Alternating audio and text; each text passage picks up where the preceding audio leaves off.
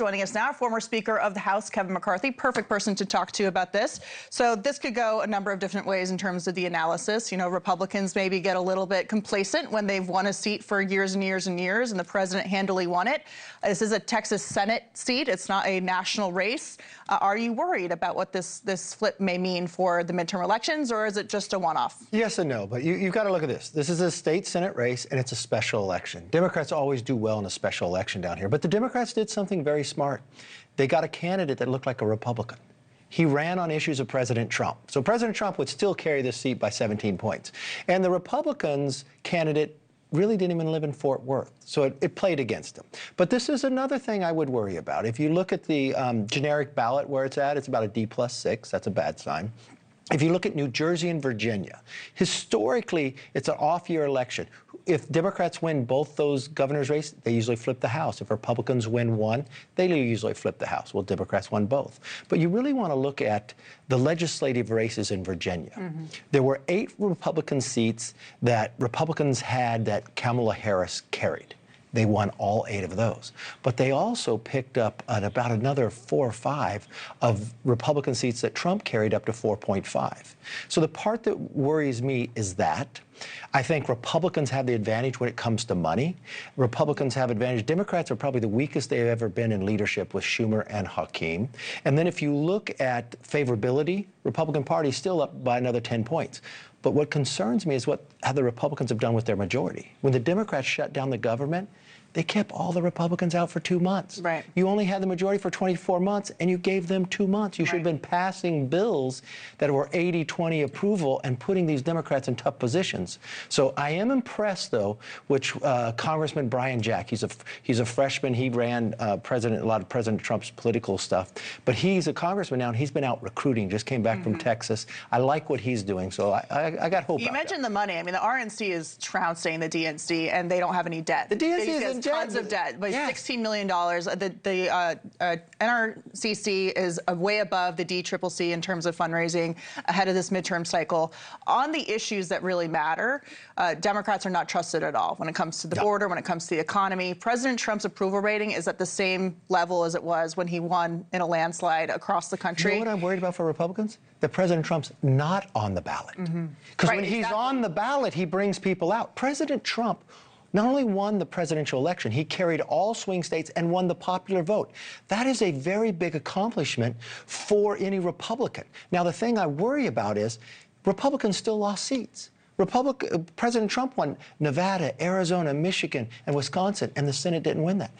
The Republicans in the House, they lost seats that President Trump carried by 6. Right. And if you look 4 years prior to that, there wasn't one Republican incumbent to lose. We picked up 13 seats from Democrats. Do you see that as a problem because Republicans are detaching themselves from Trump and not embracing the Trump agenda? Or do you see it I mean, what is the disconnect between Trump being on the ballot and Republicans not being able to pull their own weight? I see too much infighting with Republicans in the House. Look, in 3 weeks, they passed more discharge petitions than they have in 30 years. That's literally giving the House over to the Democrats. You are the majority. That should not take place. The other thing, too, is they sit and fight among themselves of whether they're going to pass a rule. That's not the place to be. You need to work together. Otherwise, you won't be able to win together. And this whole campaign is going to be based upon the economy and health care. And I watched, they waited to the last minutes to propose something on health care when they knew all along this was the deadline. Because Democrats put a cliff in. Exactly. Democrats did it all. They put the cliff in to have a health care debate during an election year. They do this every single time. That's exactly what they did. They did not want a solution, the Democrats. Of course Democrats wanted they want the political so they can argument. blame everything on Republicans. Right, exactly. Before we get to California, which you are from, of course, what is your perspective on the president today telling the House to vote for this Senate-passed funding mechanism to get the government They should. open again? Get the government up and running. They've worked. Now, let's give the Republicans credit in the majority. They have now passed what Tom Cole was able to accomplish in appropriations by getting all 12. That hasn't been done in decades. I mean, it's impressive. Yeah. And for the Democrats to vote for it, and then 3 days later, 4 days later, now they want to vote against what they just voted for? That's hypocrisy. Yeah, hypocrisy. It's the weakness of Hakeem Jeffrey. He can't make a decision. Yeah. You know, David Plouffe, who ran Obama's campaign, he has told Democrats that if they're running for Congress, they should say they will, if they win the majority, they're not going to vote for Hakeem for Speaker. They just think he's so weak. Yeah, well, Schumer, too, is probably Well, out the door in Schumer the is the Senate. most disliked leader in history. That's a whole different story that we'll get into next time. But we ought to get to California. And, of course, Governor Gavin Newsom is already making his national play. We know he's probably going to run for president.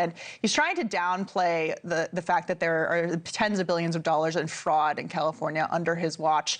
He denies that it's happening or that it's not that big of a deal. Do you think this is going to be a problem for him if he decides to jump in the race for president? This is one of many. What about his chief of staff that the FBI has gone after and he tried to just let her go away? There is so much fraud there. And then just hold him at his record. What did he ever accomplish? More people moved out, more homeless. He now wants to tax everybody even higher. I mean, this is the most failed governor we've had in the history of California. But he wants to go run for president, and he's embarrassing what he says and what he does. Yeah. He doesn't have a philosophical bone in his body, and I think he's going to peak too soon, and people are going to get to know him, and he's not going to do well. Well, he's doing lots of stunts, and he's trying to be Trump, but on the left, I guess. We'll have to see what he gets to do. Look, he cuts off any ability in America, in California, to produce oil, and he has more in his hair than he allows California to produce. And we're paying, in California, you pay like over $5 a gallon. Yeah, right. Why President Trump's been able to lower the to $2 gas everywhere else, but country. he keeps raising it. I love how Treasury Secretary Scott Bessent said that Newsom had to go to Davos to see all the CEOs that he ran out of his state. Speaker Kevin McCarthy, thank you so much for coming in. Great to see you. Congrats on the new show. Thank you very much. Glad to be here. Thank you. Good to see you.